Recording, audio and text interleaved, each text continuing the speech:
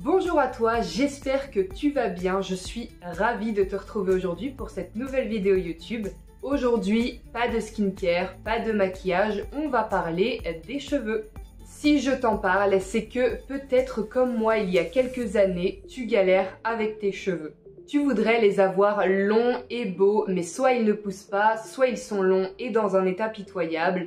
Si c'est ton cas, tu es au bon endroit. Cette vidéo va un peu se présenter en deux parties avant de te parler des produits que j'utilise et ce que j'ai fait pour avoir les cheveux que j'ai aujourd'hui. Je vais d'abord te parler de mon parcours capillaire, ce qui s'est passé, ce que j'ai fait avec mes cheveux pour en arriver à aujourd'hui. Pour commencer, petite, j'ai toujours eu des cheveux de malade, très longs, très jolis, pas de problème, cassants, pas de fourche, je ne perdais quasiment pas mes cheveux, mais mes cheveux sont très fins. Donc chez tous les coiffeurs où je mettais les pieds, la seule chose qu'on acceptait de me faire, c'est de me couper les cheveux, ce que je ne voulais pas.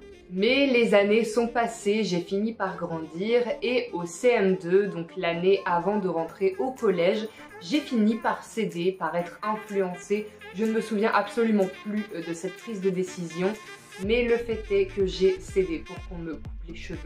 Et là, c'est le drame. À ce moment-là, j'avais les cheveux quasiment longs jusqu'aux fesses et on me les a coupés au carré. C'était une catastrophe, je ressemblais à un Playmobil.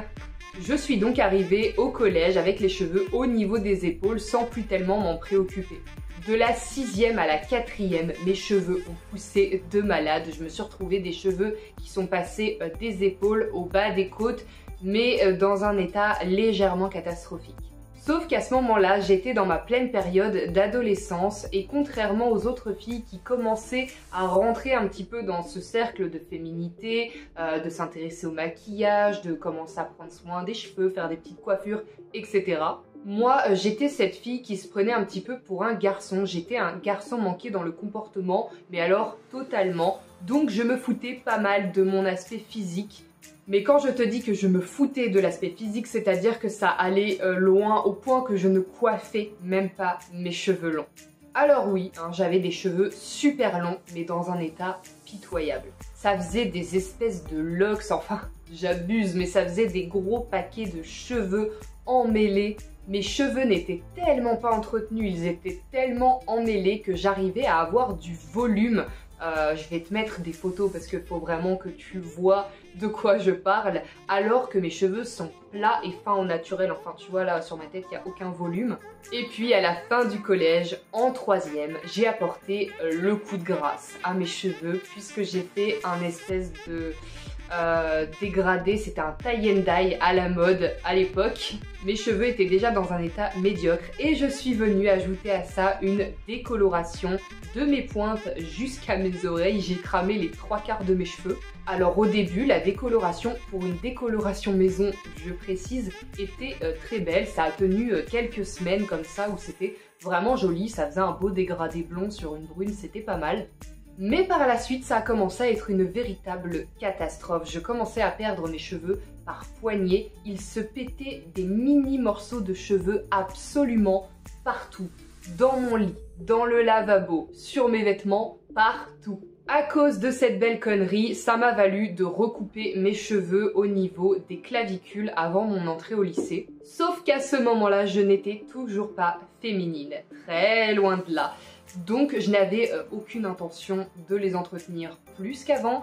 Pour revenir à mon histoire, il se trouve qu'entre mes 15 ans et demi jusqu'à mes 17 ans, gros problème. Silence radio, mes cheveux n'ont pas poussé, ils ont poussé allez, de 5 cm à tout casser en plus d'1 an et demi. Et là, j'avoue que c'est le moment où ça a commencé à m'inquiéter. Je me suis dit que j'avais peut-être fait une grosse connerie. Quelques mois sont passés, j'approchais de mes 18 ans et là, voyant que mes cheveux ne poussaient pas, j'ai décidé de les recouper au niveau des clavicules pour repartir de zéro. Et alors, à ce moment-là, dans ma vie, après avoir vu qu'ils étaient capables de ne pas pousser pendant autant de temps, plus d'une année entière, j'ai commencé à développer une obsession, mais vraiment une obsession pour la pousse de mes cheveux. C'était une fixette maladive dans laquelle je voulais que mes cheveux poussent très long et très vite. Le problème de mon attente, tu t'en doutes, je te le donne en mille, c'était quasiment impossible à réaliser, surtout après tout ce que j'avais fait subir à mes cheveux.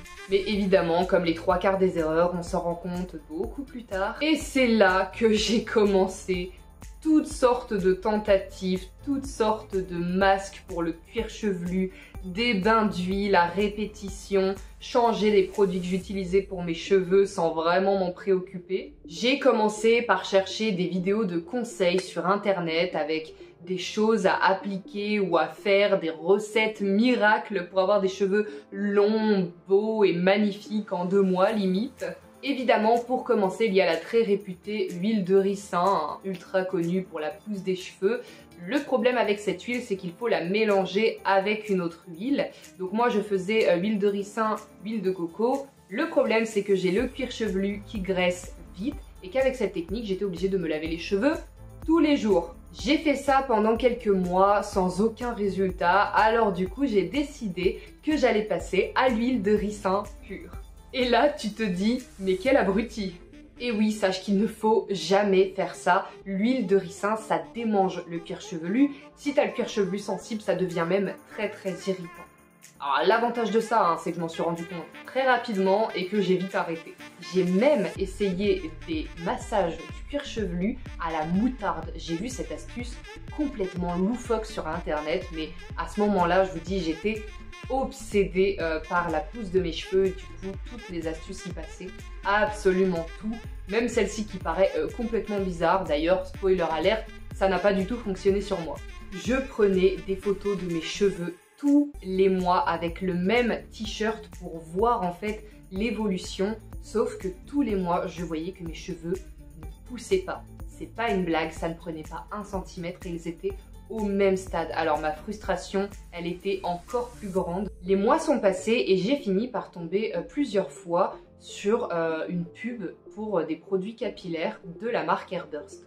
C'est le moment où cette marque commençait légèrement à faire parler d'elle. Je me suis dit pourquoi pas essayer, ça promet des beaux cheveux, des longs cheveux. La composition était moins dégueulasse que la plupart des shampoings de grande surface. Donc j'ai fini par sauter le pas. J'ai commencé à utiliser les produits que j'avais commandés et en fait la différence a commencé à vite se faire sentir. Sans faire 10 000 efforts et sans utiliser 50 produits, mes cheveux étaient déjà un peu plus beaux. En même temps, je revenais de loin, je le précise. Ils paraissaient plus doux, plus brillants, moins ternes. Évidemment, j'étais déjà très contente de cette légère amélioration. Mes cheveux étaient plus beaux, c'était déjà plus agréable visuellement et au toucher. Mais j'avais toujours cette obsession qui était la pousse des cheveux.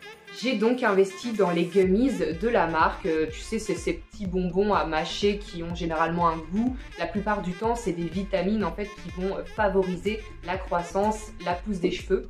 J'avais acheté une cure de 3 mois parce que j'avais vu que c'est ce qu'il fallait pour que ce soit efficace. Donc forcément, j'ai acheté les 3 mois. Et au bout de quelques mois de routine, donc le shampoing, l'après-shampoing que j'avais à l'époque, plus 2 mois de gummies, le miracle. Le miracle se produit enfin. Mes cheveux se mettent à pousser. J'ai pris je ne sais combien de centimètres en 2 mois à peine. Enfin, c'était assez fou à ce moment-là pour moi. Je vais te mettre les photos à l'écran pour que tu aies vraiment le visu de quoi je parle. Mais à ce moment-là, pour moi, mes cheveux qui ne poussaient plus. Et là, d'un coup, j'ai trouvé le miracle, la marque qui finalement m'a sauvé les cheveux. Je ne l'ai plus jamais lâché. Non seulement parce que j'avais des cheveux qui étaient super beaux, mais en plus ils poussaient. Donc j'arrivais à avoir la longueur que je voulais, mais en ayant des beaux cheveux. Ce qui n'avait pas été mon cas depuis des années et des années, depuis que j'étais petite quasiment. Et surtout, grâce à cette marque, j'ai enfin ouvert les yeux sur des années et des années de bêtises où j'étais focalisée sur la pousse des cheveux, la pousse brute et rien d'autre, alors que je me suis rendu compte que la pousse des cheveux dépendait en majeure partie de l'état de santé des cheveux en fait. Et ça, c'est l'erreur qu'on a beaucoup tendance à faire quand on est omnibulé par la taille de nos cheveux, c'est de ne pas faire attention aux soins et à la santé, alors que c'est vraiment ça qu'il faut prioriser. Du coup, ça nous amène à la deuxième partie de cette vidéo où je vais te montrer les produits que j'utilise de la marque, etc. J'espère que tu n'as pas trouvé le début trop long, mais il fallait absolument que je te parle du parcours du combattant que j'ai mené avec mes cheveux et j'espère que ça t'aura servi si tu te retrouves un petit peu au travers de mon histoire. Alors, juste avant de te présenter les produits, je tiens à faire une toute petite précision qui pour moi ne mérite même pas d'être faite, mais au cas où, je ne suis absolument pas en collaboration avec la marque Airburst. Il suffit de regarder mon nombre d'abonnés et le nombre de vues sur mes vidéos, ça paraît totalement logique.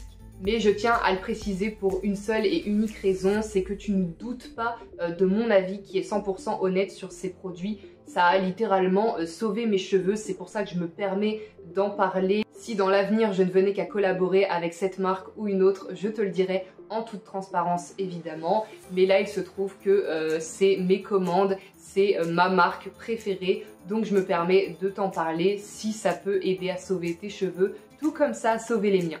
Donc je vais te présenter les produits dans l'ordre un petit peu de ma routine et les produits que j'utilise peu, quelques fois dans le mois ou quoi que ce soit. Je te les présente à la fin, comme ça tu t'y retrouves à peu près.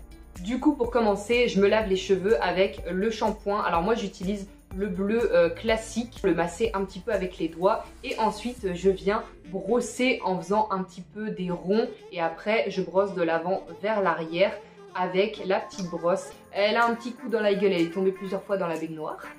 Une fois que j'ai terminé de brosser, je ne laisse pas poser, je viens directement le rincer et je viens appliquer sur cheveux bien essorés mon après-shampoing. Et du coup, je le laisse poser le temps de me savonner le corps, de faire le reste de ce que j'ai à faire sous la douche. Une fois que c'est fait, je viens rincer abondamment mes cheveux pour qu'il n'y ait pas de reste de produit et je rince à l'eau fraîche. Pourquoi l'eau fraîche? Tout simplement parce qu'il y a très longtemps, j'avais vu un coiffeur en parler. Il avait en gros expliqué que les cheveux, c'était un petit peu comme les pores de peau. Ça s'ouvrait et ça se refermait avec la chaleur et la fraîcheur. Donc du coup, depuis que je fais ça, je trouve que mes cheveux sont beaucoup plus doux au rinçage. Et aussi deuxième raison, quand on a le cuir chevelu gras, et ça vient justement moins stimuler la production de gras sur le cuir chevelu. Le fait de rincer à l'eau froide, ça referme les pores et ça vient un petit peu apaiser le cuir chevelu et pas créer cette sensation de il faut produire du sébum. J'explique vraiment très mal ce que je dis, alors je suis pas coiffeuse donc les termes exacts. Et on continue avec les produits qui s'appliquent sous la douche avec le masque du coup. Alors le masque, vu ma longueur de cheveux, normalement il s'applique une fois par semaine. Moi j'ai tendance à l'appliquer 2 fois par semaine et quand je l'applique par contre, je ne mets pas d'après-shampoing. Pourquoi? Parce qu'il vient quadrupler l'effet de l'après-shampoing, cet effet doux et cheveux résistants après la douche. Lui, vraiment, c'est un truc de fou. Les cheveux trempés, vous arrivez à sentir que vos cheveux sont doux et en bonne santé. Enfin, c'est juste un truc de fou. L'odeur, c'est vraiment une dinguerie. Donc ça, 1 à 2 fois par semaine sous la douche. Toujours à appliquer sous la douche, mais ce coup-ci, beaucoup plus rarement. Moi, je viens le faire 1 fois par mois, voire un peu moins. En fait, c'est selon les besoins de mon cuir chevelu. Si je vois que je suis dans un mois où mes cheveux graissent énormément, que j'ai du mal à gérer ça, je vais venir faire un gommage du cuir chevelu. C'est un gommage qui sent l'ananas et la noix de coco. Je te laisse imaginer l'odeur de vacances que ça a. Au niveau de l'utilisation, c'est très simple en fait. Tu viens créer des raies de cheveux, des tracés et tu viens appliquer. En fait, le bout est pointu, c'est super pratique. J'ai failli faire une belle connerie. Tu viens tout simplement appliquer sur les couloirs de cuir chevelu que tu auras fait avec tes cheveux et tu viens masser du bout des doigts. Et en fait ça vient vraiment adoucir le cuir chevelu, ça vient retirer vraiment tout l'excès de sébum. Si tu as un peu, comme moi, le cuir chevelu gras, des fois il y a des petits boutons, des petites croûtes qui apparaissent sur la surface du cuir chevelu. Malheureusement c'est pas très sexy à annoncer, mais ça arrive des fois, voilà, avec l'excès de sébum, comme sur la peau en fait. Et du coup c'est important de venir réguler un petit peu ça en faisant un gommage 1 fois de temps en temps au besoin. On passe aux produits qui ne s'appliquent pas sous la douche. On commence par le baume hydratant. Alors il s'applique soit sur cheveux secs, soit sur cheveux mouillés. Sur cheveux mouillés, il va avoir un effet vraiment hydratant comme son nom l'indique Et sur cheveux secs, il va avoir pour effet de masquer un petit peu les frisottis qu'on peut avoir dans les cheveux, les mèches rebelles qui vont dépasser. Avec un bon coup de brosse derrière, ça fait vraiment un aspect cheveux nourris et où il n'y a rien qui dépasse. C'est vraiment hyper bien. Comme tu peux voir, il reste pas grand chose dedans. Je m'en sers très souvent, que ce soit sur cheveux secs ou cheveux mouillés quand je sors de la douche. Il sent super bon et il est vraiment très efficace. On continue avec l'élixir magique, on va dire ça comme ça. C'est un spray qui s'applique pareil, alors sur cheveux mouillés ou sur cheveux secs. Sur cheveux secs, ça va plus être pour leur donner du volume, venir un petit peu faire un effet massage aux cheveux. L'effet n'est pas incroyable, hein. Vous ne doublez pas de volume, mais ça vient apporter un petit volume sympathique selon la coiffure que vous avez et surtout la texture de cheveux. Moi, encore une fois, j'ai les cheveux extrêmement fins. Pour donner du volume à mes cheveux, faut y aller. Mais surtout, et le plus important, c'est un protecteur de chaleur. Donc, avant de te sécher les cheveux, de te les lisser ou de te les boucler, peu importe ce que tu comptes mettre comme chaleur sur tes cheveux, tu viens appliquer ça sur l'ensemble de tes cheveux et ça les protège. Oups, j'ai oublié de dire aussi que pendant mon parcours capillaire, etc., à l'adolescence, j'utilisais énormément le sèche-cheveux parce que mes cheveux étaient très longs et je ne supportais pas le temps qu'ils sèchent. Voilà, madame est une princesse. Donc du coup, je me séchais tout le temps les cheveux au sèche-cheveux, sans protecteur de chaleur évidemment. Donc, on continue dans la médaille des erreurs. Contrairement à aujourd'hui où je n'utilise quasiment pas de chaleur sur mes cheveux. En hiver, ça m'arrive dans l'urgence si je dois sortir après une douche. Là, je vais me sécher les cheveux parce que sortir en hiver quand il gèle, la tête mouillée, bon, c'est pas très agréable, hein. Mais sinon, je ne me lisse jamais les cheveux. Je les boucle vraiment très rarement. Mais dans tous les cas, si je viens qu'à utiliser de la chaleur, je passe forcément par cette étape avant. Et dans la catégorie des produits de la marque qui m'ont officiellement converti, où il n'y aura pas de retour en arrière, il y a les petits Helix Band, donc les élastiques en plastique comme ça que j'ai autour de mon poignet. C'est seulement le deuxième lot que j'achète, je sais pas si tu te rends compte, mais on est en 2024. Le premier lot que j'ai acheté, on était en 2019, donc ça tient vraiment extrêmement longtemps. Il faut vraiment beaucoup de temps avant que ça se détende ou même que ça se casse. Pour finir, on rentre dans la catégorie des produits que j'ai acquéris il y a moins de 6 mois dans mes souvenirs.